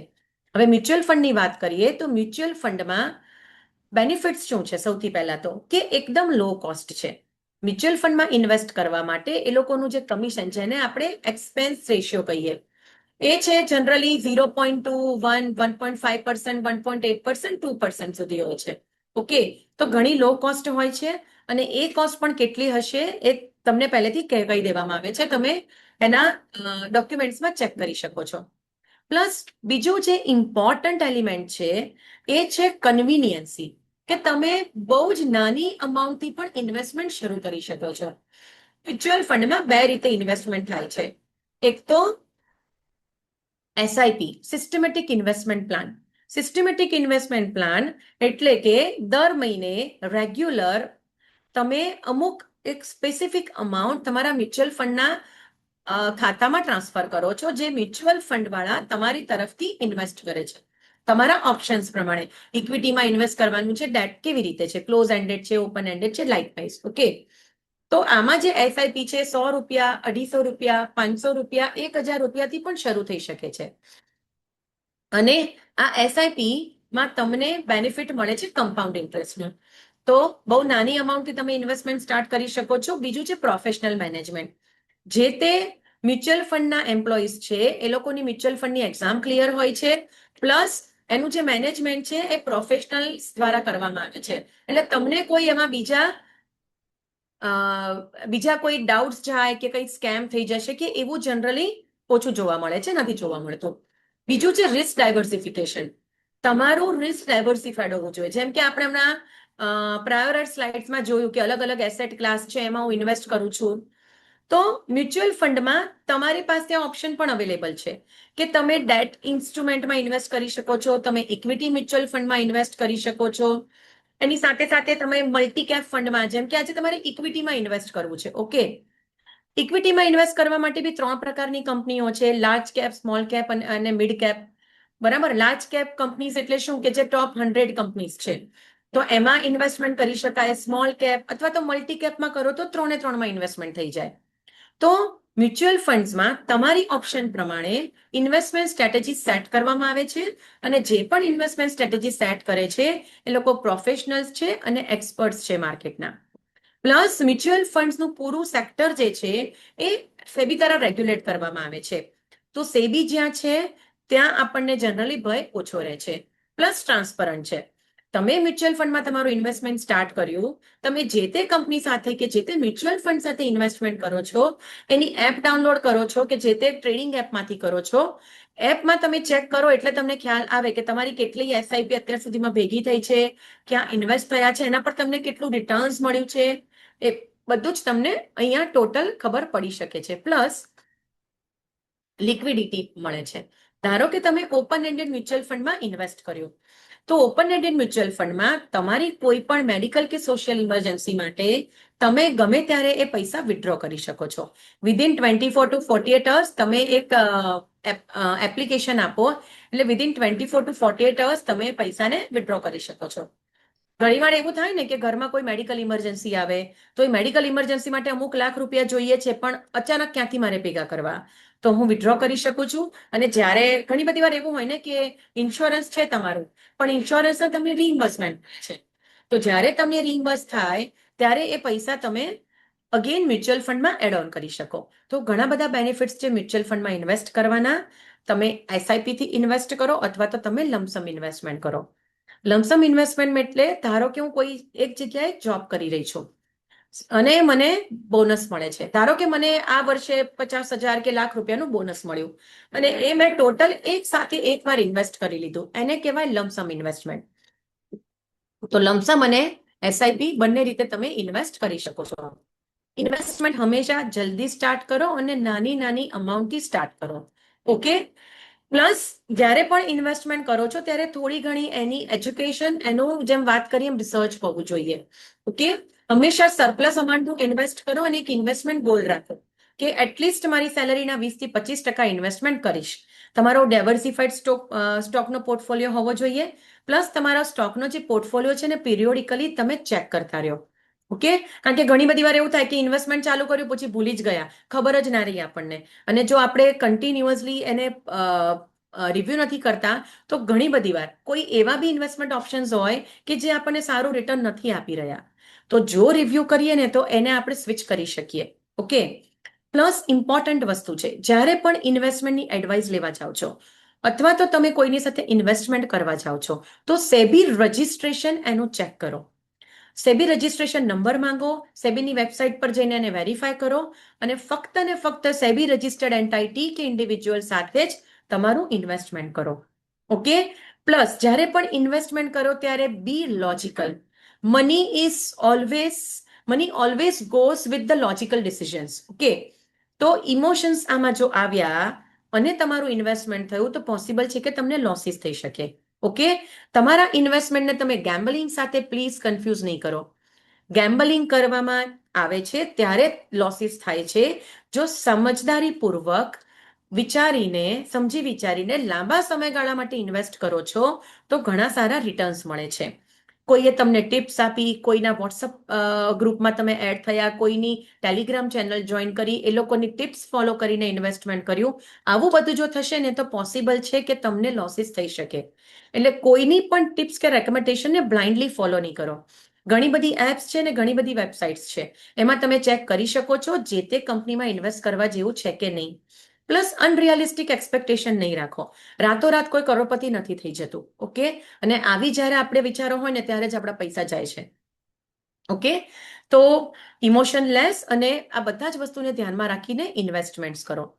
તમારા ઇન્વેસ્ટમેન્ટ્સ તમને જેટલી જોઈએ એટલી ઇન્કમ આપી શકે, ઇન્ફ્લેશનને બીટ કરી શકે, એક્સેસેબલ હોય, સારો એવો ગ્રોથ આપે અને રિયલાઇઝેબલ હોય. આટલી વસ્તુ ધ્યાન રાખજો જ્યારે તમે ઇન્વેસ્ટમેન્ટ્સ કરો છો. ઓકે, હવે ઘણા બધા ફ્રોડ્સ થતા હોય છે. ઓકે, સાયબર ફ્રોડ થતા હોય છે. તો આ ફ્રોડને અટકાવવા માટે સૌથી પહેલા તો સેબી રજિસ્ટર્ડ એન્ટાઇટી સાથે ઇન્વેસ્ટમેન્ટ્સ હંમેશા ચાલુ કરવું. પ્લસ કદાચ પણ તમે ઇન્વેસ્ટમેન્ટ કર્યું છે અને તમને લાગે છે કે તમારા અકાઉન્ટમાં કંઈક ગડબડ થઈ રહી છે, કે તમારો જે સ્ટોક બ્રોકર છે કે જે કંપની સાથે ઇન્વેસ્ટમેન્ટ કર્યું છે એ તમને બરાબર રિપ્લાય નથી આપી રહ્યા, તમને જેટલું મળવાનું હતું એટલું રિટર્ન નથી મળ્યું, કે કંઈક તો કંઈક માલ પ્રેક્ટિસીસ છે, કે કંઈક તો કંઈક ફ્રોડ જેવું લાગે છે, તો તમે સેબીની વેબસાઇટ ઓપન કરી શકો છો અને સ્કોર્સ કરીને ઓપ્શન મળશે તમને. એ સ્કોર્સના ઓપ્શનમાં તમે તમારું જે પણ કમ્પ્લેન આપશો એ કમ્પ્લેન સીધી સેબી સુધી પહોંચશે. તો ક્યારે કોઈ પણ ફ્રોડ કે કોઈ પણ માલ પ્રેક્ટિસીસ કે કોઈ પણ એવા તમને લાગતું હોય, તો કન્ફ્યુઝન લાગતું હોય, તો તમે સેબીને વેલિડ ડોક્યુમેન્ટ સાથે કમ્પ્લેન કરી શકો છો સેબીની વેબસાઇટ ઉપર. ઓકે, બીજું છે સારથી એપ. સારથી એપ એ સેબી દ્વારા લોન્ચ કરાયેલી એપ છે. તમારે કાંઈ પણ વસ્તુ જેમ કે તમારે શેર માર્કેટ શું છે જાણવું છે, અકાઉન્ટ કેવી રીતે, ડીમેટ અકાઉન્ટ કેવી રીતે ઓપન થાય, કેવાયસી કેવી રીતે થાય, મ્યુચ્યુઅલ ફંડ શું છે, કયા કયા પ્રકારના મ્યુચ્યુઅલ ફંડ્સ છે, રીટ શું છે, ઇનવિટ શું છે, ફિક્સ ડિપોઝિટ, આ કાંઈ પણ તમારે જાણવું છે, કમ્પાઉન્ડ ઇન્ટરેસ્ટ કેવી રીતે કામ કરે છે, તો સારથી એપ તમારા મોબાઈલમાં તમે ડાઉનલોડ કરી શકો છો. અને સારથી એપમાં પર્ટિક્યુલર મોડ્યુલ્સ આપ્યા છે. આ દરેકે દરેક modules title wise, subject wise આપ્યા છે અને એમાં તમને ઇન ડિટેલ પીપીટી પ્રેઝન્ટેશન આપ્યું છે. એટલે તમને બહુ વ્યવસ્થિત રીતે ઓથેન્ટિકેટેડ ઇન્ફોર્મેશન મળશે. પ્લસ સારથી એપમાં કેલ્ક્યુલેટર્સ આપ્યા છે, જેમ કે એસઆઈપી કેલ્ક્યુલેટર છે, જેમ કે ઇન્ફ્લેશન કેલ્ક્યુલેટર છે, કે આજે મારા ઘરનો ખર્ચો 30,000 છે, આજથી 10 વર્ષ પછી કેટલો હશે, તો ઇન્ફ્લેશન કેલ્ક્યુલેટર ઓપન કરો અને આરો 30,000નો ખર્ચો 10 વર્ષ પછી 5% કે 6% ઇન્ફ્લેશન તમને કેલ્ક્યુલેટ કરીને આપી દેશે કેટલો છે. ઓકે, આ સારથી એપ છે, એની સાથે સાથે સેબીની વેબસાઇટ છે ઇન્વેસ્ટર્સ માટે, investor.sebi.gov.in. તમે જ્યારે આ વેબસાઇટમાં પણ ઓપન કરી શકો, એમાં પણ તમને સેમ ઇન્ફોર્મેશન મળશે જે તમને સારથી એપ ઉપર મળે. પણ સારથી એપ ઉપર ટોટલ 7 થી 8 કેલ્ક્યુલેટર્સ આપ્યા છે, જ્યારે સેબીની વેબસાઇટ ઉપર ટોટલ 12 થી 15 કેલ્ક્યુલેટર્સ આપ્યા છે. કમ્પાઉન્ડ ઇન્ટરેસ્ટનું કેલ્ક્યુલેટર, ઈએમઆઈનું કેલ્ક્યુલેટર. ધારો કે તમે લોન લેવા જઈ રહ્યા છો, તો એના તમે સૌથી પહેલા ઈએમઆઈ ચેક કરી લો કે ઈએમઆઈ તમને પોસાય એમ છે કે નહીં, તમે મેનેજ કરી શકશો કે નહીં. તો આવી ઘણી બધી છે. પ્લસ તમે ધારો કે વિચાર્યું છે કે 3 વર્ષ પછી મારે 5 લાખ રૂપિયા જોઈએ છે, તો 3 વર્ષ પછી 5 લાખ જોઈતા હોય તો તમે ગોલ એસઆઈપી કરીને કેલ્ક્યુલેટર છે, તો એમાં 3 વર્ષ 5 લાખ અને ધારો કે તમે 15%ના દરે પૈસા ઇન્વેસ્ટ કરો છો, તો તમને કેલ્ક્યુલેટ કરીને આપી દેશે કે એના માટે તમારે દર મહિને કેટલાની એસઆઈપી કે કેટલાનું રોકાણ કરવું પડે. તો આ બધા જ ટૂલ્સ સેબી દ્વારા આપણને આપવામાં આવે છે. તો દરેકે દરેક કેલ્ક્યુલેટર્સનો ઉપયોગ કરો, જે પણ ઇન્ફોર્મેશન આપવામાં આવી છે એનો ઉપયોગ કરો અને સમજીને વિચારીને એક મેચ્યોર ડિસિઝન લો ઇન્વેસ્ટમેન્ટ્સ માટે. તો આ હતું આજના ટોટલ ફાઇનાન્શિયલ અવેરનેસ અને ટોટલ ફાઇનાન્શિયલ લિટરેસી વિશેની માહિતી, જેમાં આપણે ડિસ્કસ કર્યું કે ઇન્વેસ્ટમેન્ટ શું છે, સેવિંગ્સ અને ઇન્વેસ્ટમેન્ટ વચ્ચે શું તફાવત છે, કમ્પાઉન્ડ ઇન્ટરેસ્ટ અને સિમ્પલ ઇન્ટરેસ્ટ એટલે કે સાદું વ્યાજ અને ચક્રવૃદ્ધિ વ્યાજ જોયું, અલગ અલગ ઇન્વેસ્ટમેન્ટ ઓપ્શન્સ જોયા, કઈ વસ્તુ ધ્યાનમાં રાખવી જોઈએ એ પણ આવી ગયું, અને કોઈ સ્કેમ કે ફ્રોડ થાય છે તો તમે કેવી રીતે સેબીને રિપોર્ટ કરી શકો. પ્લસ સેબીના જે એપ્સ છે એના પર જે પણ ડિફરન્ટ ટૂલ્સ છે, જે પણ ડિફરન્ટ કેલ્ક્યુલેટર્સ છે જે તમે યુઝ કરી શકો છો, એના વિશે વિસ્તૃતમાં ચર્ચા કરી. હવે તમારા કોઈ પણ ક્વેશ્ચન્સ હોય છે, કોઈ પણ પ્રશ્ન છે તો તમે પૂછી શકો છો. કોઈને કોઈ કન્ફ્યુઝન છે અથવા તો કંઈ ડિસ્કશન કરવું છે ઇન્વેસ્ટમેન્ટ કે તમારી ફાઇનાન્શિયલ પ્લાનિંગ વિશે, તો તમે તમારા ક્વેશ્ચન્સ પૂછી શકો છો. હેલો મેમ, આમાં કેવું છે કે જ્યારે ઇન્સ્યોરન્સના પ્રકારની વાત આપણે કરીએ ત્યારે લાઈફ ઇન્સ્યોરન્સ અને હેલ્થ ઇન્સ્યોરન્સ એ બંને લેવું જોઈએ. બીકોઝ લાઈફ ઇન્સ્યોરન્સ જ્યારે પણ કોઈ ઘરનો અર્નિંગ મેમ્બર છે, એ ઘરના અર્નિંગ મેમ્બરની અચાનક કોઈ અનટાઈમલી ડેથ થઈ ગઈ કે એવું કાંઈ પણ થયું, તો એના જે ફેમિલી મેમ્બર્સ છે એ ફેમિલી મેમ્બર્સને પ્રોટેક્શન મળે છે. એ જે લાઈફ ઇન્સ્યોરન્સમાંથી તમને જે ફંડ્સ આવે છે એમાંથી થોડું ઘણું સર્વાઈવ કરી શકે છે. અને હેલ્થ ઇન્સ્યોરન્સ તો લેવું જ જોઈએ, કારણ કે આજકાલ જેમ જોવા જઈએ એમ ગમે ત્યારે કોઈ એજ નથી હોતી. પહેલા એવું હોતું હતું ને કે 60મા વર્ષે 70મા વર્ષે કોઈ મેડિકલ ઇમરજન્સી આવી. હવે અત્યારે કોઈ પણ ટાઈમે કોઈ પણ મેડિકલ ઇમરજન્સી આવે છે અને એના માટેનો જે ખર્ચો હોય છે ને એ પણ બહુ વધારે હોય છે. એટલે જો તમારું હેલ્થ ઇન્સ્યોરન્સ હોય ને તો તમને ઘણું બધું રાહત મળી શકે. એટલીસ્ટ 80 to 85%, 80-85% તો તમારું એમાંથી મેનેજ થઈ જાય અને બાકીનું તમારા સેવિંગ્સમાંથી તમારું મેનેજ થઈ જાય. એટલે કહીએ તો હેલ્થ અને લાઈફ બંને ઇન્સ્યોરન્સ હોવું જોઈએ, તમને જેવી રીતે ફાવે એવી રીતે.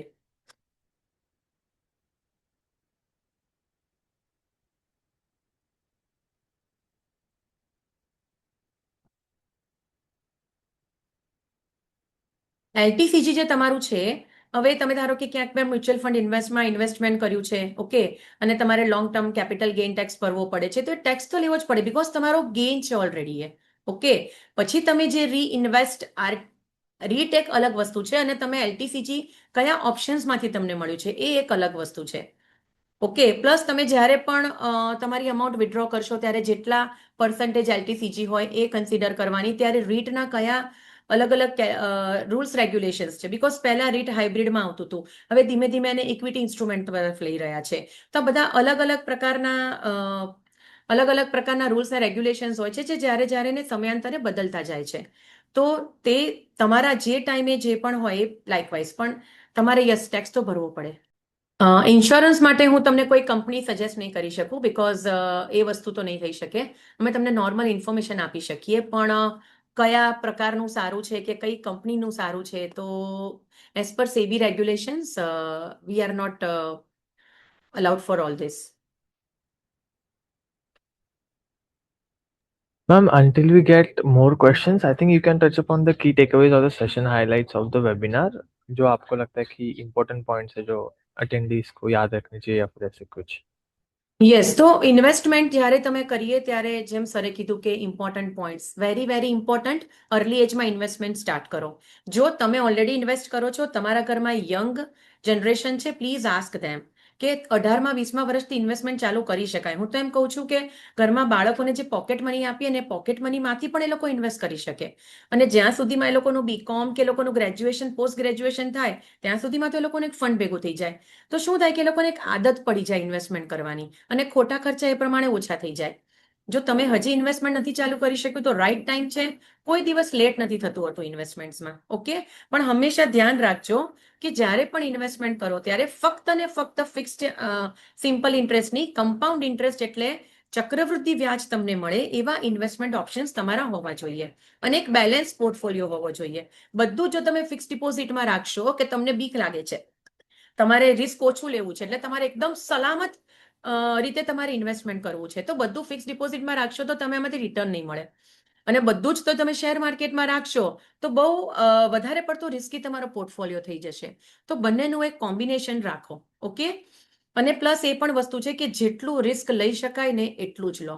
ઘણી બધી વાર આપણે એવું કરતા હોઈએ છીએ કે અચાનક લોકોની ટિપ્સ માની અને 5ના 10 મળ્યા, 10ના 20 મળ્યા, 20ના 50,000 મળ્યા, એમ કરીને ઇન્વેસ્ટમેન્ટ ચાલુ કરી દીધા અને પછી ક્યાંક ફસાઈ ગયા. તો હંમેશા નક્કી કરો કેટલું રિસ્ક લેવાય એમ છે. જેટલું રિસ્ક લેવાય એ જ પ્રમાણે તમારું ઇન્વેસ્ટમેન્ટ થવું જોઈએ. ઓકે, અને સેબી રજિસ્ટ્રેશન મેન્ડેટરી છે, ચેક કરો. કોઈ પણ ટ્રેડિંગ એપ થ્રુ તમે જો ઇન્વેસ્ટ કરવા માંગો છો તો સેબીની વેબસાઇટ ઉપર રજિસ્ટર્ડ ટ્રેડિંગ એપનું લિસ્ટ છે. ઓકે, સેબીની વેબસાઇટ પર રજિસ્ટર્ડ ટ્રેડિંગ એપનું લિસ્ટ છે. આ લિસ્ટમાં જો જે તે ટ્રેડિંગ એપ હોય તો જ એને ડાઉનલોડ કરો, અધરવાઇઝ અગેન તમારા પૈસા જઈ શકે છે. ઓકે, તો આ બધી થોડી ઘણી વસ્તુનું ધ્યાન રાખવાનું છે. કેલ્ક્યુલેટર્સ યુઝ કરો. તમારું રિટાયરમેન્ટ ફંડ તમારા 20-25-30 વર્ષથી ચાલુ થઈ જવું જોઈએ અને અલગ અલગ ફાઇનાન્શિયલ ગોલ્સ માટે અલગ અલગ ઇન્વેસ્ટમેન્ટ રાખો. આ ટોટલ એક સમરી છે અને કમ્પલસરી મહિનાના જે પણ સેલરી તમે જેટલું પણ કમાઓ છો એના 25%, 20%, 30% જેટલું પણ કરી શકો એટલું કમ્પલસરી ઇન્વેસ્ટમેન્ટ રાખો. જેમ કે મેં એસઆઈપી કરી નાખી તો કેવું થાય કે ઓટોમેટેડ જ રાખું ને હું તો. એટલે દર મહિનાની મારો કે ધારો કે 15,000ની એસઆઈપી છે તો દર મહિને 15,000 મારા એસઆઈપી એકાઉન્ટમાં જતા રહ્યા. એટલે એ 15,000 તો મારી પાસે છે જ નહીં. એટલે જો મારી પાસે 15,000 વધતા જ નથી તો હું એને વેડફી જ નથી શકવાની. તો આવી રીતે તમારો એક પ્લાન રેડી રાખો, આવી રીતે તમારી સ્ટ્રેટેજી રેડી રાખો. કારણ કે આપણા જ પૈસા આપણને ઉપયોગમાં આવશે. બેંકને વ્યાજ આપવા માટે આપણે નથી કમાતા, આપણે પોતાનું ફંડ ક્રિએટ કરવા માટે, પોતાનું એક સિક્યોર ફ્યુચર ક્રિએટ કરવા માટે કમાઈએ છીએ. એટલે ઇન્વેસ્ટમેન્ટ કરો, એમાં કંઈ ડરવા જેવું છે નહીં. જેટલું તમને ક્યાંય પણ નથી ખબર પડતી તો મેં જેમ કીધું એમ સેબીની વેબસાઇટ કે સેબીની એપ ચેક કરો, બધું જ તમને ખ્યાલ આવી જશે. કેલ્ક્યુલેટર્સ પણ યુઝ કરો, કાઉન્ટર ક્વેશ્ચન પૂછો, બરાબર, અને સમજી વિચારીને જ ઇન્વેસ્ટમેન્ટ્સ કરો. પણ ઇન્વેસ્ટમેન્ટ્સ કરો, કારણ કે મોંઘવારીને આપણે નથી રોકી શકવાના. 6%ની 2%, 1%, 0% નહીં થાય, બરાબર. પણ યસ, ઇન્વેસ્ટમેન્ટ કરીશું ને તો કોઈક ઇન્વેસ્ટમેન્ટ મને 12% રિટર્ન આપશે, કોઈક ઇન્વેસ્ટમેન્ટ મને 15% રિટર્ન આપશે, કોઈક ઇન્વેસ્ટમેન્ટ મતલબ લાઇકવાઇઝ મને રિટર્ન્સ મળશે. ઓકે, તો એ રીતે તમારો પોર્ટફોલિયો પ્લાન કરો. અને હંમેશા જેમ કે ધારો કે ક્યાંક પણ તમે ઇન્વેસ્ટમેન્ટ કરો છો તો બાળકોના એજ્યુકેશન માટે અલગથી એસઆઈપી લઈ લીધી, રિટાયરમેન્ટ માટે અલગથી એસઆઈપી લઈ લીધી. આવી રીતે તમારું ઇન્વેસ્ટમેન્ટ પ્લાન કરો દરેકે દરેક ગોલ્સ માટે. તો આઈ એમ વેરી શ્યોર કે કોઈ પણ પ્રકારની એક્સ્ટ્રા લોન લીધા વગર બહુ સારી રીતે તમારા બધા જ ખર્ચા મેનેજ થઈ શકે. હું જનરલી એમ કહું કે આપણા માટે એટલું તો પોસિબલ જ છે કે હોમ લોન સિવાયની એક પણ લોન ના લઈએ. કારણ કે હોમ લોનમાં હું સમજી શકું છું કે લાખો રૂપિયા જાય છે, તો એમાં તમારે થોડું ઘણી લોન્સ લેવી પડે. ઓકે, પણ એ સિવાયની કોઈ લોન ના લો, એ પ્રમાણે તમારું ફાઇનાન્શિયલ મેનેજમેન્ટ કરો. ઓકે, એ સિવાયના કોઈ ક્વેશ્ચન્સ હોય તો ચેક કરી લઈએ.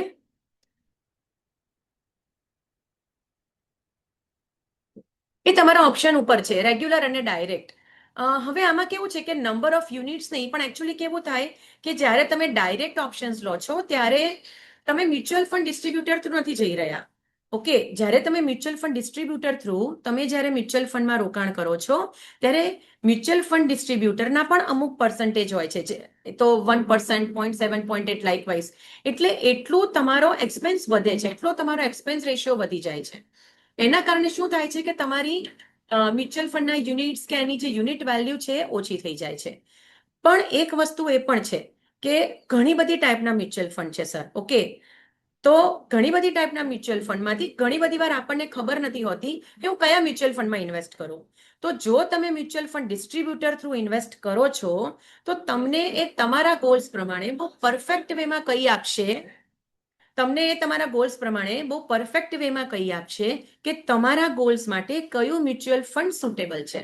અને ઘણી બધી વાર આપણે ડાયરેક્ટ કરીએ ત્યારે આપણી પાસે બધા જ ઓપ્શન ખબર હોવા જોઈએ.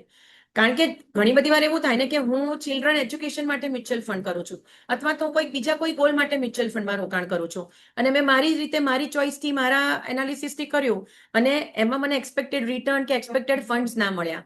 એટલે એટલું ધ્યાન રાખો કે જો તમારે તમારો પોર્ટફોલિયો ડાયવર્સિફાઈડ કરવો છે અને જો તમે સારી એવી અમાઉન્ટના એસઆઈપી કરવા માંગો છો અલગ અલગ 5-6 ફંડ્સમાં, તો યસ, તમે મ્યુચ્યુઅલ ફંડ ડિસ્ટ્રીબ્યુટરની સલાહ લઈ શકો છો. કારણ કે એને બધા જ પ્રકારના મ્યુચ્યુઅલ ફંડનો આઈડિયા હોય છે. તો લાઇકવાઇઝ આ બંને ઓપ્શન્સ છે.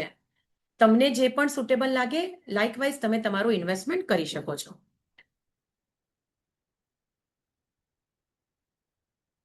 ઘણી બધી વાર એવું થાય કે ડાયરેક્ટ ઇન્વેસ્ટ કરીએ ને તો એમાં આપણને રિટર્ન્સ એટલા નથી મળ્યા, આપણને જોઈતું ફંડ નથી મળ્યું કે જોઈતા રિટર્ન નથી મળ્યા. અને તમે જો ડિસ્ટ્રીબ્યુટર થ્રુ જાઓ છો તો ઘણી બધી વાર એ લોકો તમને ઘણા સારા સજેસ્ટ કરે છે અને તમારો પોર્ટફોલિયો એ લોકો મેનેજ કરતા રહે છે. એ લોકો તો એના કારણે કેવું થાય કે ઘણીવાર માર્કેટ અપ ગયું, ડાઉન ગયું, તો લાઇકવાઇઝ એ લોકો મેનેજ કરી લે છે.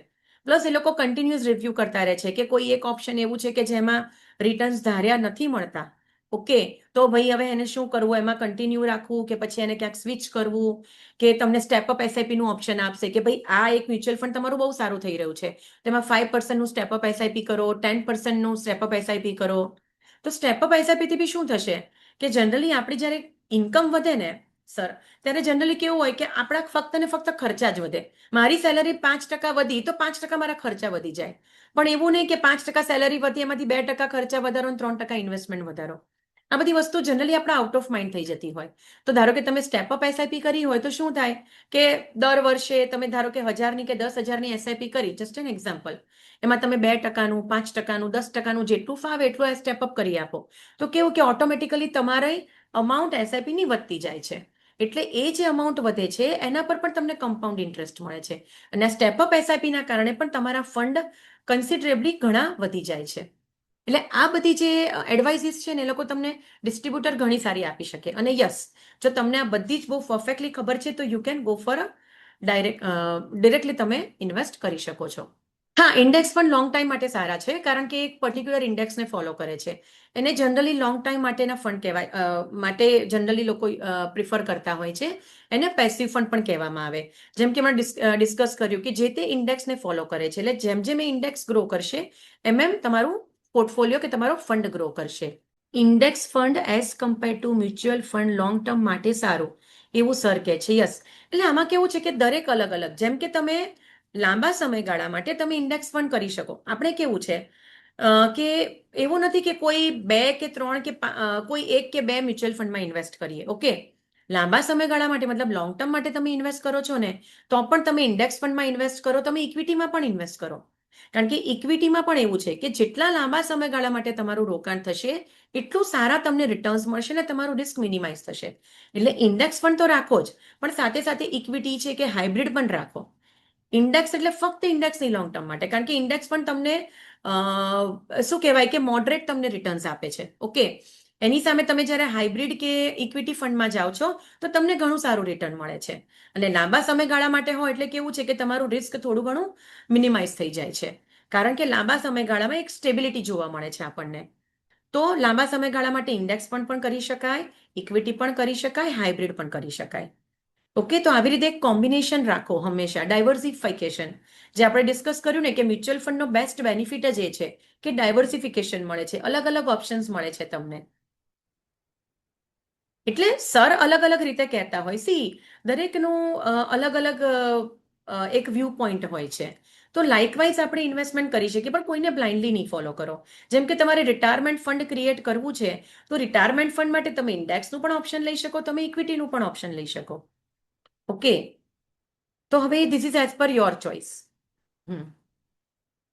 જેને બહુ રિસ્ક લેવામાં બીક લાગે છે, નથી લાગતી, જે લોકો ઇક્વિટીમાં લઈ શકે છે એ લોકો લોંગ ટર્મ કરે છે ઇક્વિટીઝમાં.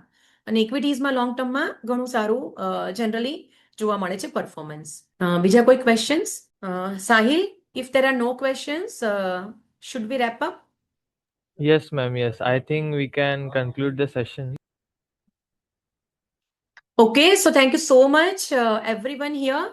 Thank you so much NISM to give this opportunity, અને thank you so much. તમારા ખૂબ વેલિડ અને ખૂબ ઇન્સાઇટફુલ ક્વેશ્ચન્સ હતા. આશા રાખીએ છીએ કે અમે તમારા બધા જ ક્વેશ્ચન્સના સેટિસ્ફેક્ટરી આન્સર આપી શક્યા હોઈએ અને આ સેશન તમને ઘણો મદદરૂપ થઈ શકે તમારા ફ્યુચરના ફાઇનાન્શિયલ પ્લાનિંગ માટે. Thank you so much. Thank you, ma'am. Thank you to you as well.